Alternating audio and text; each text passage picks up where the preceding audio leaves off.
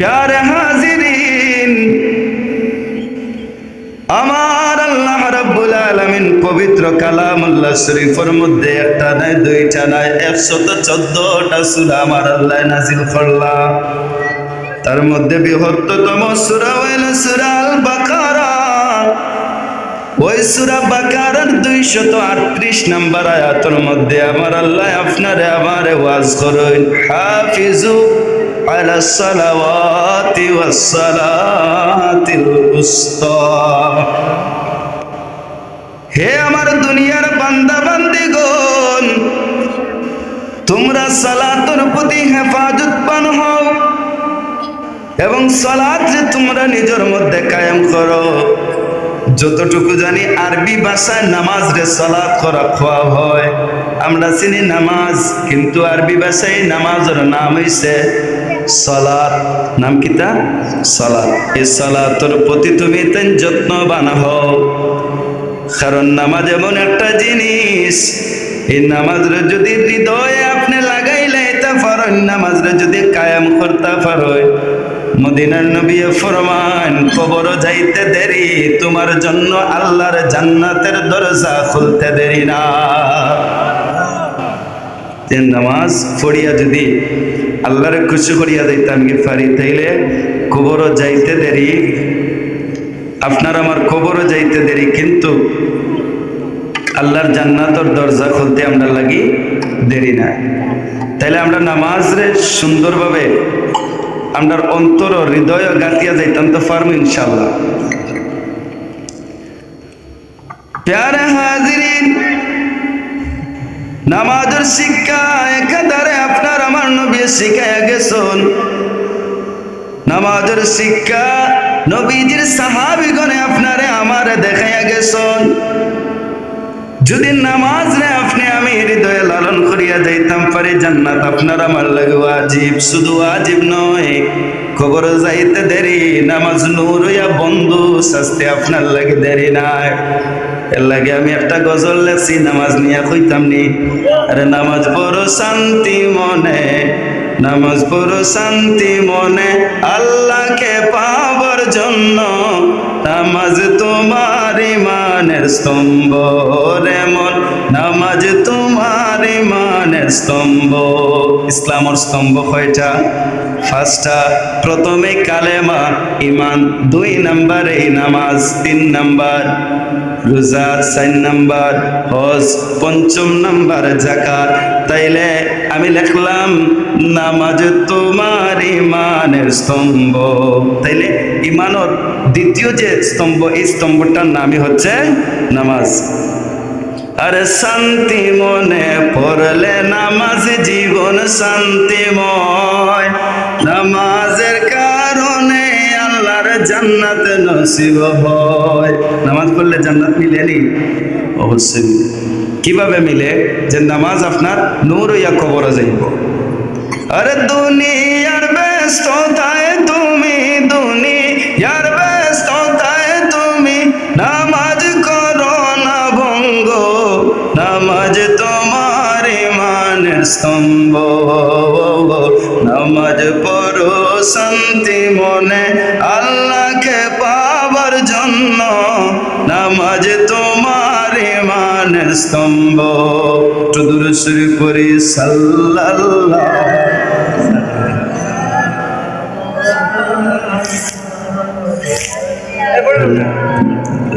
আলাইহি ওয়াসাল্লাম, সাল্লাল্লাহ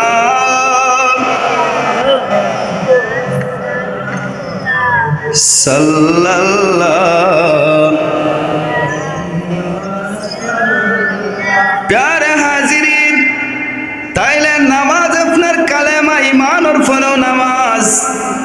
আপনি আমি তো ফজরের পরে জোহর, যার জোহরের পরে আসর, মাগরিব, এশা, প্রতি সপ্তাহের মধ্যে কত ওয়াক্ত নামাজের পরে নামাজ যার। ঘুমের মধ্যে তাকি ইমাম সাহেব যদি ফজরের আজান না দেয়, তাইলে ঘুম থেকে উঠিয়া সকালবেলা একটা চৌমোহনাত কিংবা দোকানের মধ্যে আইলাম, চা হোস্টেল আইলাম, চা খাইলাম, পান খাইলাম আর খাইলাম, মসজিদের ইমাম সাহেব নাকটা নাইয়া ঘুমাইরা কিন্তু ফজরের আজান দিলা না।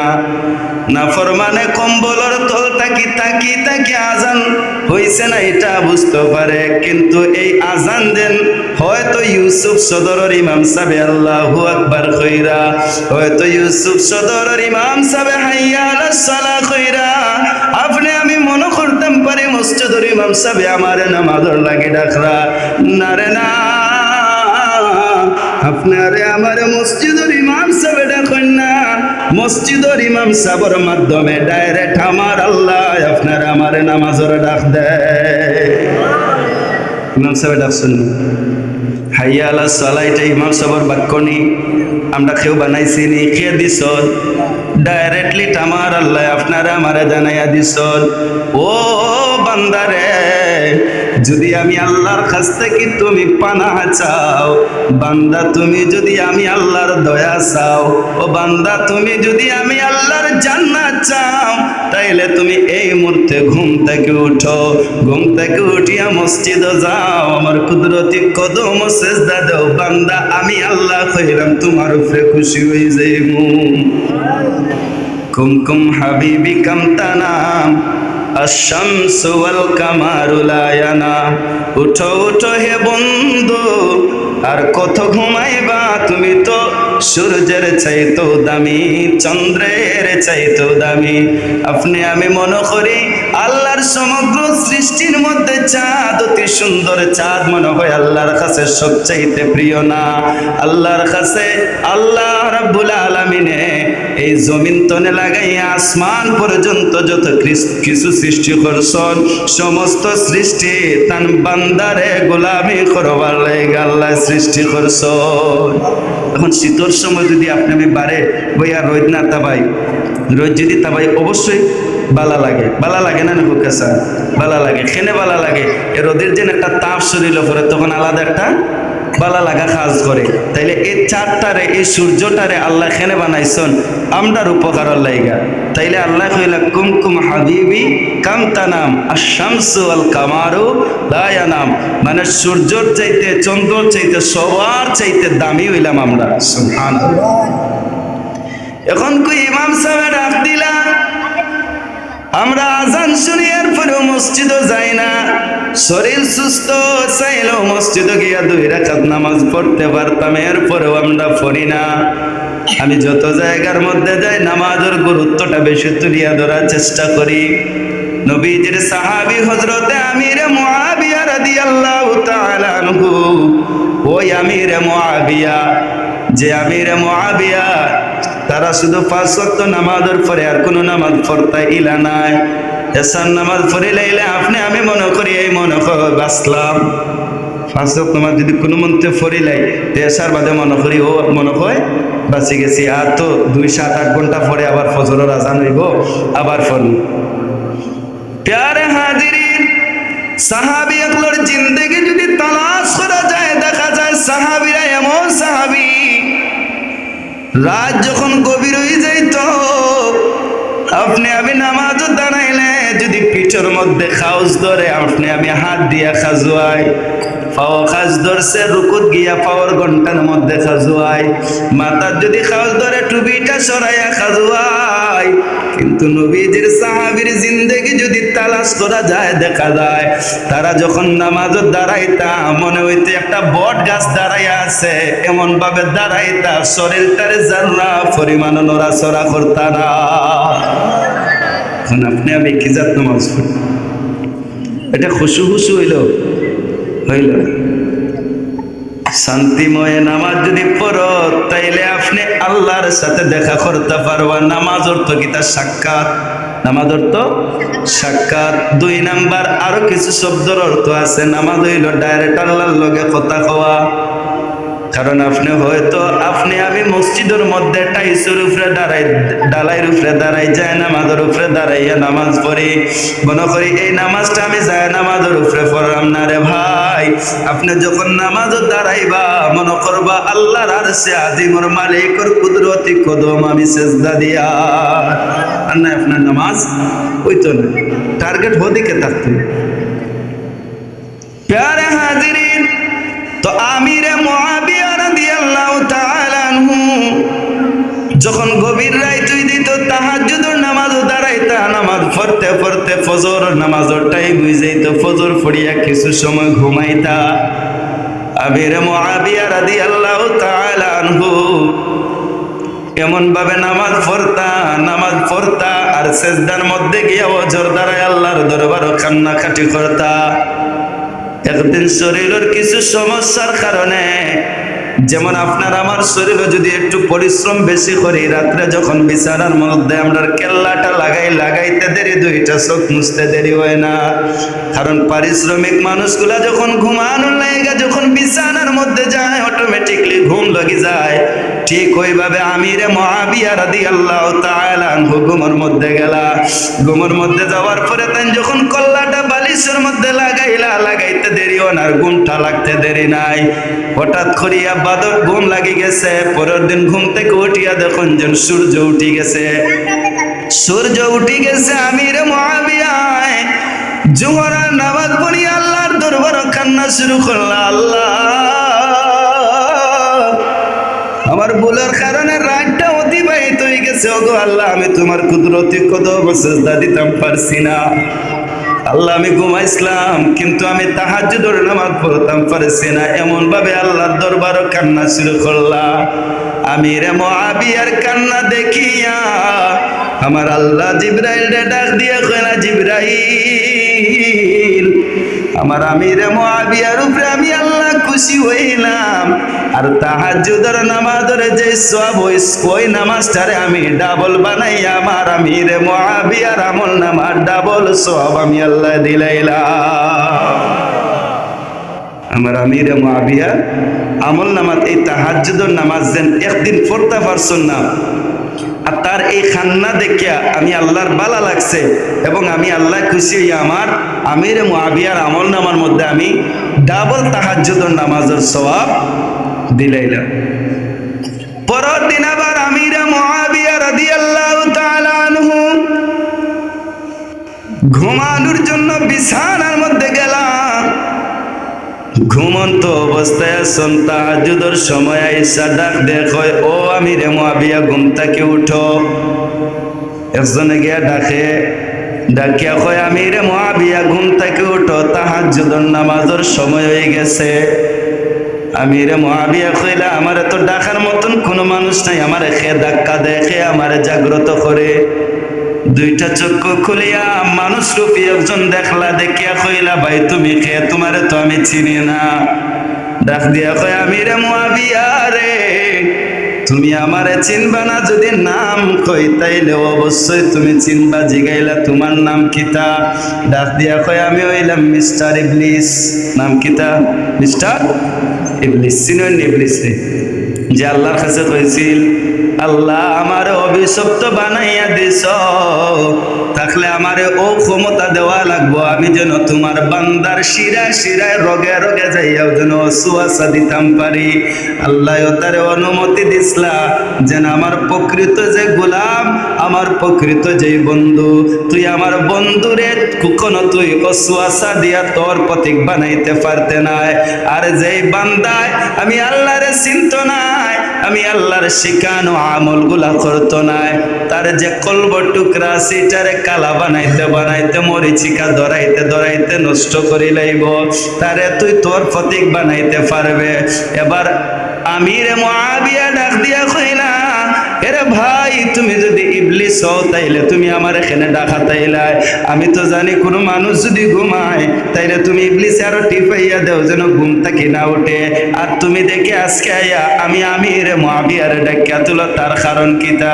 অবশ্যই তো কারণ একটা আছে। আর না শয়তানে তো কিতা করে, ওদের শীত গেছে, হ্যাঁ শীত গেছে, কমলের তলে জানো কই না কাছেন বারণী, মানুষ হিসেবে তো আসলে বারণী জানো কয় না। এখন হেতো গিয়া আপনার ওয়াসওয়াসা দিব, গাঁট টিপিয়া দিব, দেন ঘুমা, উঠিস না, কিন্তু তান্ডে গিয়া হেয়ার উফতা ডাকিয়া তুলে ডাক দিয়া কইলা, ও নবীজির পাগল সাহাবী আমিরে মুআবিয়া রে, আমি তোমারে ডাকার কারণ হইল গতকাল রাত্রে তুমি তাহাজ্জুদের নামাজ পড়তে পারছো না, জোহরের নামাজ পড়িয়া আল্লাহর দরবার চোখের পানি ফালাই ফালাইয়া কইছো, আল্লাহ আমি আমির মুআবিয়া ঘুমাই গেছিলাম, তোমার আমি তাহাজ্জুদের নামাজ পড়তাম পারছি না, এর কারণে আল্লাহ গো আমারে তুমি হাসরের ময়দান আমি আমির মুআবিয়ারে পাকড়াও করিও না। তোমার কান্না দেখিয়া মহান আল্লাহ তোমার উপরে এত খুশি হইছেন ও আমির মুআবিয়া। তাহাজ্জুদের নামাজ পড়লে যে সওয়াব পাওয়া যায় না পড়িয়া খান্দার কারণে আল্লাহ তোমার ডাবল সওয়াব দিলাইছেন, আর ডাবল সওয়াব দেওয়ার কারণে আমি ইবলিস নারাজ হয়ে গেছি, যেন আজ রাইতো যদি না ঘুমাইতে উঠতে পারো তাইলে তো খাইলো খান্না খাটি করবাই, আবারও আল্লাহ ডাবল সওয়াব তোমারে দিলাইবা, আর তুমি ডাবল সওয়াব না পাওয়ার লাইগা আমি ইবলিস হইয়া আজকে ডাকিয়া তুলডা, আমি ইবলিস হইয়া তোমার আজকে ডাকিয়া তুললাম। চিন্তা করলাম, ইবলিসে চিন্তা করলো যে যদি এখন না ডাকি তো তাই না আবারও ঘুমাই যাইবা, খাইল আবার আল্লাহর কাছে কিতা করবা, কান্নাকাটি শুরু করবা, আল্লাহ খুশি হইয়া তান্ডে বাদে আবারও ডাবল সওয়াব দিলাইবা। আর আমি নিজে গিয়ে ডাক্কা তুই নিলে তখন আর তার তাহাজ্জুদের নামাজ পড়লে তার স্বাভাবিক যে সওয়াব আছে ওগুন পাইবা, আর যদি ঘুমাই যেতে পারো না আর উঠতে পারো না তো ডাবল পাইনি। তাইলে ইবলিসেও আদম সন্তানরে কিতা করে ডরায়, যারা আল্লাহর বন্ধু তারারেও ডরায়।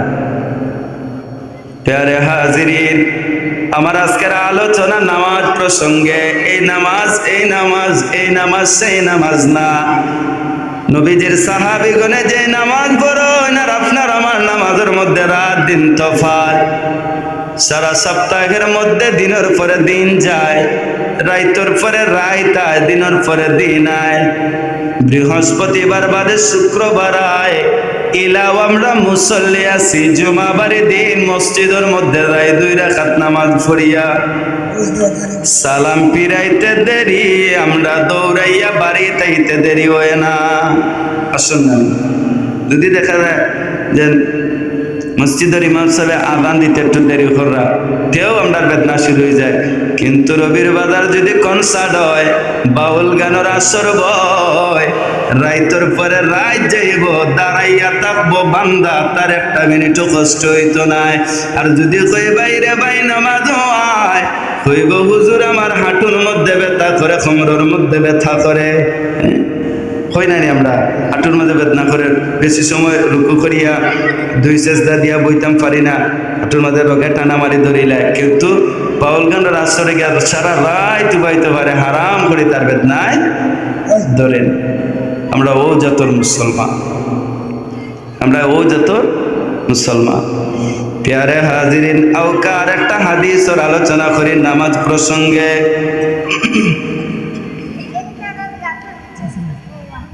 হযরতে আবু তালহা নবীজির প্রিয় আরেকজন সাহাবী, ওই আবু তালহা রাদিয়াল্লাহু তাআলা আনহু, যে আবু তালহা নামাজের মধ্যে দাঁড়াইতা অন্যান্য সাহাবীর মতন আবু তালহা এইভাবে কান্নাকাটি আল্লাহর দরবার করতা। যারা সারা রাত নামাজ পড়ি আল্লাহর দরবার কইতা, আল্লাহ আমার সেজদা তোমার দোয়ার তনে ফিরাইয়া দিও না, আল্লাহ গো আমার সেজদা কবুল করিও, কাল ময়দানে মাহশরের দিন আমরারে তুমি পাকড়াও করিও না। হযরতে আবু তালহার একটা বাগান আছিল, ওই বাগানের মধ্যে মাথার পাগড়ি মুবারকটা খুলিয়া গাছের মধ্যে বিছাইয়া নামাজের মধ্যে দাঁড়াইলা। তখন কই একটা বাগানের মধ্যে গাছ বিরিক্ত অবশ্যই থাকবো, ওই আবু তালহার যে বাগানটা আছিল ওই বাগানের মধ্যে এত গাছ বিরিক আছিল।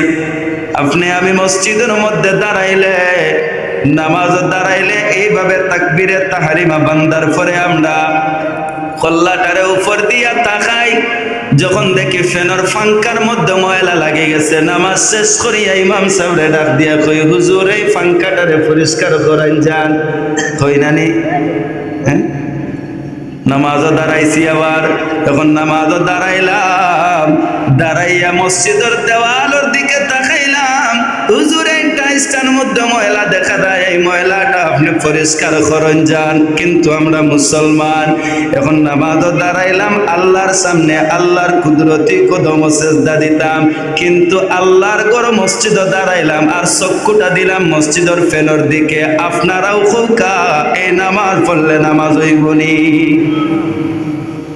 এখন নামাজও দাঁড়াইয়া আমরা ইমাম সবর বদলাম তো খাইলাম দেন কিতা হইয়া তান্ডে বাদে আটকানি যা।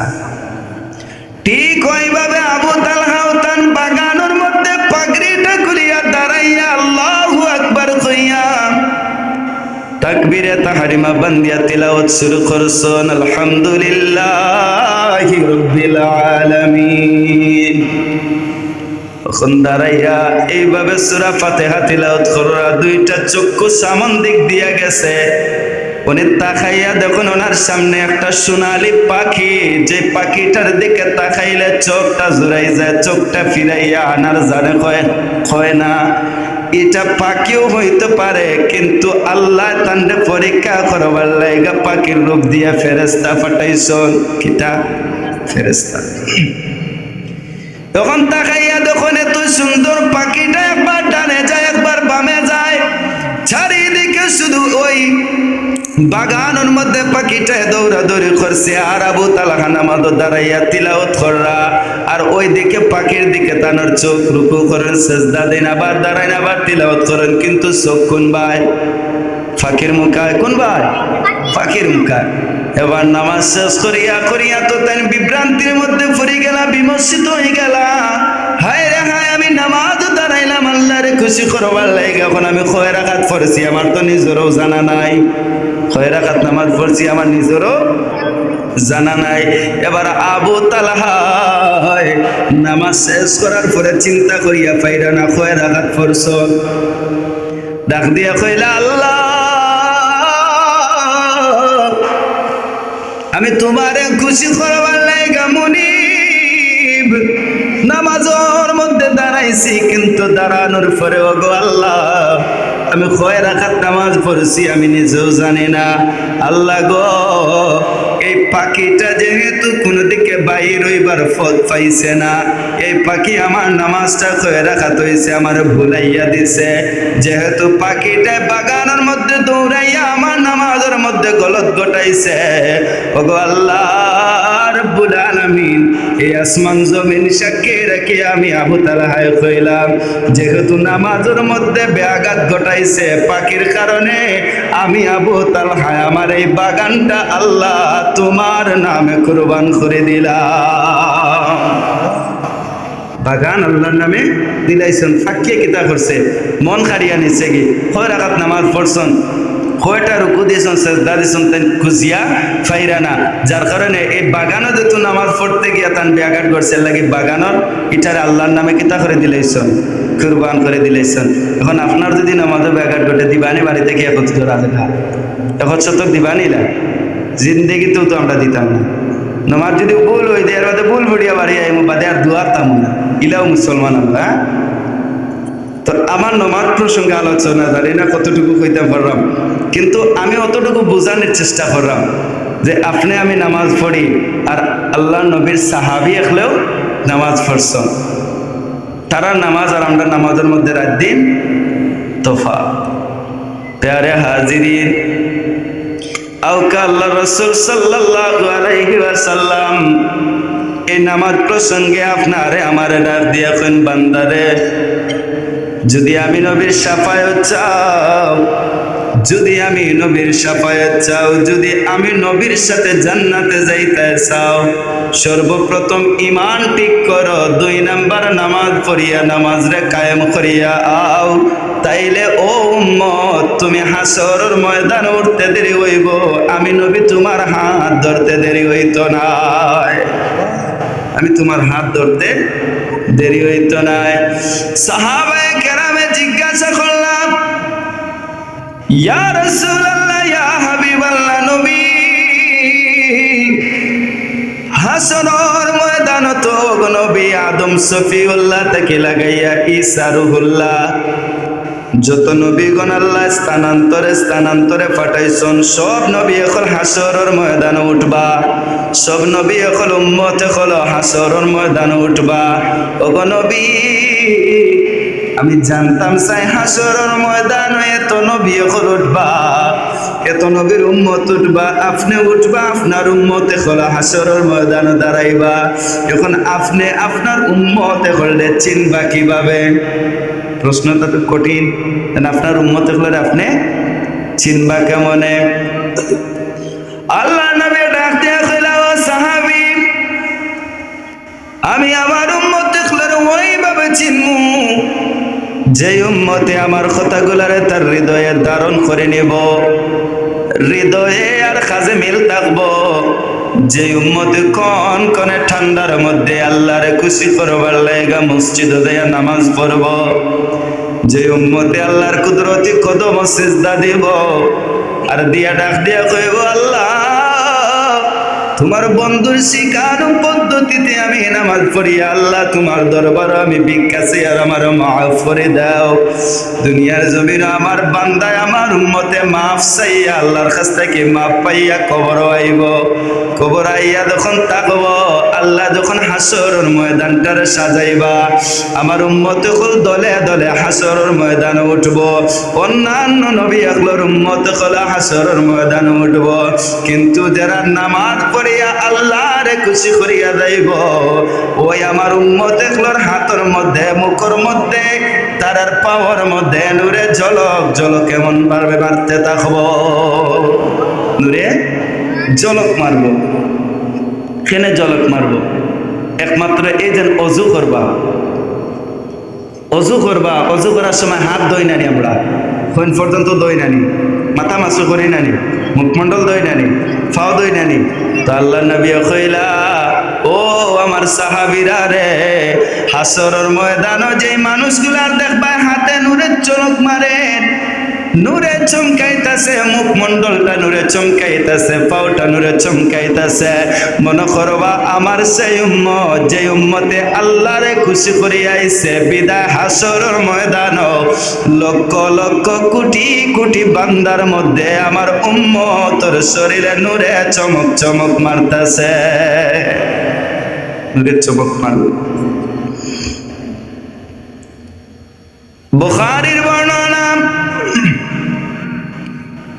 আল্লাহ নবী সাল্লাল্লাহু আলাইহি ওয়াসাল্লামে ফরমায়, ও সাহাবীরা, যদি একটা নদী থাকে কিংবা একটা পুকুর থাকে, তোমাদের কাছে আমার একটা প্রশ্ন, আল্লাহ নবী সাহাবায়ে কেরামের কাছে প্রশ্ন চুরাইয়া দিলা, যেন কৌসান একটা পুকুরের মধ্যে কিংবা একটা নদীর মধ্যে তুমি যদি দৈনিক 5 বার যাইয়া গোসল করো, সাবান লাগাইয়া গোসল করো, খোসান তোমার শরীরের মধ্যে আর কোনো ময়লা থাকবো নি?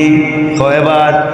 5 বার। আমরা তো একবার করি, কিন্তু নবী যে উদাহরণ স্বরূপ জিগাইলা, যদি 5 বার তুমি যদি একটা পুকুরের মধ্যে যাইয়া গোসল করো, তাইলে খোসান 5 বার গোসল করার পরে শরীরে আর কোনো ময়লা থাকবো নি? সাহাবায়ে কেরামে ডাক দিয়া কইলা, ইয়া রাসূলুল্লাহ, নবী গো, যদি আমরা 5 বার গোসল করি, গোসল করলে আমাদের শরীরে যারা পরিমাণ ময়লা থাকতো না।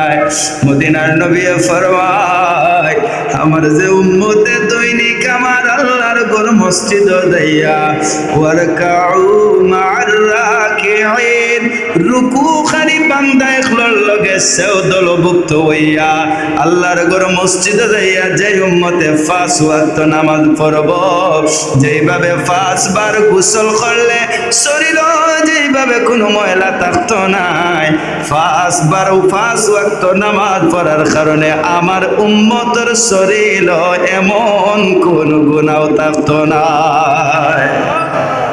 5 বার গোসল করলে নবী ফরমান, 5 বার গোসল করলে যেইভাবে উম্মতের শরীর একজোড়া ময়লা থাকতো না, ঠিক তেমনি যদি আমার উম্মতে 5 ওয়াক্ত নামাজ পড়ে তাইলে তার শরীরেও এইভাবে আর কোনো গুনাহ থাকতো না। ওকে একটু জিকির করি, আল্লাহ আল্লাহ।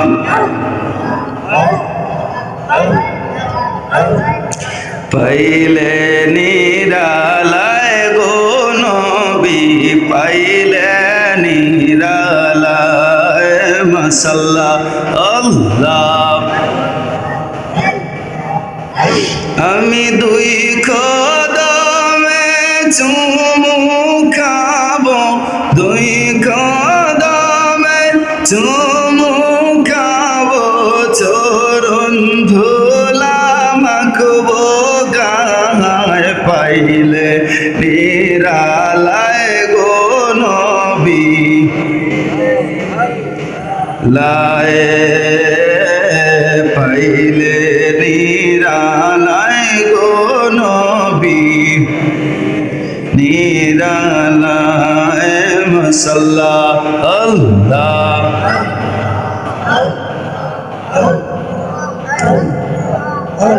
আমার মরণে কত দিন বাকি আমি জানিলাম না গো আল্লাহ, মরণের কত দিন বাকি, মাশাআল্লাহ আল্লাহ।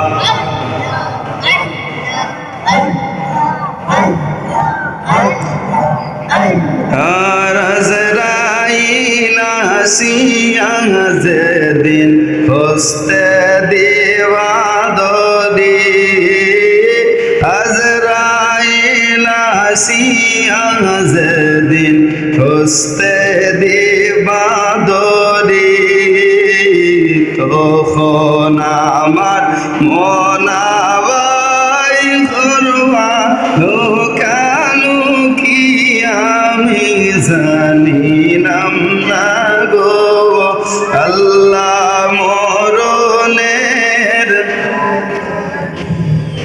বাকি আমার মরণের কত দিন বাকি আমি জানিলাম না গো আল্লাহ, মরণের বাকি আর খানের গেল খরণ তালি, চৌকের গেল জ্যোতি, খানের গেল খরণ তালি, চৌকের গেল জ্যোতি, তখন মনাবাই করবা লুকালুকি আমি জানিলাম না গো আল্লাহ, মরণের গভীর মনোযোগ।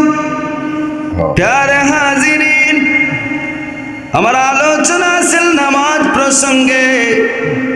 তাইলে দুনিয়ার জমিনও যদি আপনি আমি নামাজরে সুন্দর করে সাজাইয়া যাইতাম পারে, হাসরের ময়দানও আপনার অত্ত পতঙ্গর মধ্যে নূরে জল করব। বনি ইসরায়েলের একটা ঘটনা, যে সময় হযরতে মূসা কালিমুল্লাহর সময়, কোন সময়? মূসা কালিমুল্লাহর সময়। হযরতে মূসা কালিমুল্লাহর কাছে একজন মহিলা আইয়া হযরতে মূসার কাছে ডাক দিয়া কইলা, ওগো আল্লাহর পয়গম্বর মূসা, ও মূসা, আমি একজন মহিলা আপনার কাছে আইছি, আপনি আমার শিখাইয়া দাও কা আমি কি করলে আমার আল্লাহর দরবার থেকে মাফি পাইম। আমি তওবা করছি, আমি এমন একটা গুনাহ করছি মূসা রে, আমি আমার আল্লাহর কাছে মাফি চাই, যে গুনাহটা আমার আল্লাহ মাফ করবানি। মূসা জিগাইলা, তুমি যে আমার কাছে আইছো এমন কোন গুনাহ করছো? বনি ইসরায়েলের সেই মহিলাটা ডাক দিয়া কইল, ও মূসা আল্লাহর পয়গম্বর, আমি বেবিচার করছি, আমি জিনার কাজ করছি, অবৈধভাবে একটা সন্তান আমি নিয়েছি। আমি একটা অবৈধ সন্তান নেবার পরে আমার এই সন্তানটা জন্মগ্রহণ করেছে, জন্মগ্রহণ করার সাথে সাথে আমি আবার এই সন্তানটার জীবন্ত আমি মারি লাইছি, জীবন্ত সেই বাচ্চাটারে আমি মারি লাইছি। ওগো মুসা পয়গাম্বর, আমি আমার আল্লাহর কাছে কোনো মাফি পাইমনি। তখন মুসা খুব রাগান্বিত হইলা, ডাক দিয়া কইলা, ও মহিলা, তুমি আমার এই জায়গা থেকে এই মুহূর্তে তুমি পরিত্যাগ করো, তোমার কোনো তওবার রাস্তা নাই। তুমি এমন একটা মহিলা, ব্যভিচার করলাই, অবৈধভাবে সন্তান নিলা, সন্তান জন্ম নিলা, আবার সন্তানটারে তোমার নিজ হাত দ্বারা মারি লাইলাই, তোমার কোনো রাস্তা নাই। তুমি আমার কাছে এই মুহূর্তে এই জায়গাতে তুমি বিদায় হও, নয়তো আল্লাহর আযাব, আসমানি আযাব পড়ব, যার কারণে আমরার অনেক ক্ষয়ক্ষতি হয়ে যাইব। তখন ওই যে সময়টা বনি ইসরায়েলের সময় আছে, যখন দেখা যায় যে একটা ক্রম কিংবা একটা জাতি যদি দেখা যায় তো আল্লাহর নাফরমানি করার সাথে সাথে আসমানে গজব হইয়া সারা ধ্বংস হয়ে যাইত। এখন তো মানুষে কত জিনা ব্যভিচার করে, এরপরও আসমানে কোনো গজব আর না কেন জানেননি, একমাত্র মদিনার নবীর কারণে। প্যারে হাজিরিন, আমি বলতেছিলাম ওই মুসায় তাড়াতাড়ি করে ওই মহিলাটারে সরাইয়া দিলা, সাথে সাথে জিবরিল আমিন আইয়া মুসার কাছে হাজির হইলা। মুসা রে, মহিলাটা আল্লাহর বান্দা, তুমি আল্লাহর পয়গম্বর, তোমার কাছে তওবার রাস্তা নিবার লাগাইছে, তুমি তাড়াইয়া দিছো। বান্দা যতই গুনাহ করুক না কেন, আমার আল্লাহ একটা রাস্তা বান্দার লাগা খোলা রাখছেন। ওই রাস্তায় যদি প্রকৃতভাবে ঢুকতে পারে আর যদি প্রকৃতভাবে আল্লাহর কাছে চাইতে পারে, আল্লাহ রাব্বুল আলামিনে কইছেন, যদি জমিন থেকে লাগাইয়া আসমান পর্যন্ত গুনাহ হয়, বান্দা চাইতে দেরি এক নিমিষে বান্দারে মাফ করতে দেরি না, আল্লাহ মাফ করতে দেরি না। কিন্তু তুমি মুসা ওই মহিলাটারে তওবা করেনি, মহিলাটারে সরাইয়া দিলা, এখানে সরাইয়া দিলা। মুসা এখন, ও জিবরিল, এই মহিলায় ব্যভিচার করেছে, অবৈধ সন্তান নিয়েছে, অবৈধভাবে সন্তান নিয়ে সন্তানটা জমিনে হওয়ার পরে মারি লাইছে, তার কোনো রাস্তা নাই। আমার আল্লাহ ডাক দিয়া কইলাম, মুসা, তোমার সামনে আমি জিবরিল দিয়ে একটা প্রশ্ন করি, দাঁড়াও, একটা প্রশ্ন করি, দাঁড়াও। এবার মুসা আর জিবরাইলের মধ্যে আমার আল্লাহ রাব্বুল আলামিনে জিবরিল ডে কইলা, জিবরিল, মুসার সামনে কও, যে বান্দিয়ে ব্যভিচার করছে, অবৈধ সন্তান নিছে, সন্তানটা জন্মর পরে আবার মারি লাইছে, ওই মহিলার থেকে তার চাইতে বড় কোনো গুনাহগার বান্দা জমিনে আসেননি? জিবরিলে ডাক দিয়া কইলা, হা। মুসা জিজ্ঞাসা করলা, ভাই জিবরিল, এই মানুষটা খে? হযরতে জিবরাইল ডাক দিয়া কইলা, আল্লাহর পয়গম্বর মুসা রে, মহিলা ব্যভিচার করিয়া যে গুনাহ কামাইছে, তার চাইতে দ্বিগুণ দ্বিগুণ গুনাহ ওই বান্দা করছে, যেই বান্দায় ইচ্ছাকৃতভাবে নামাজ ত্যাগ করছে।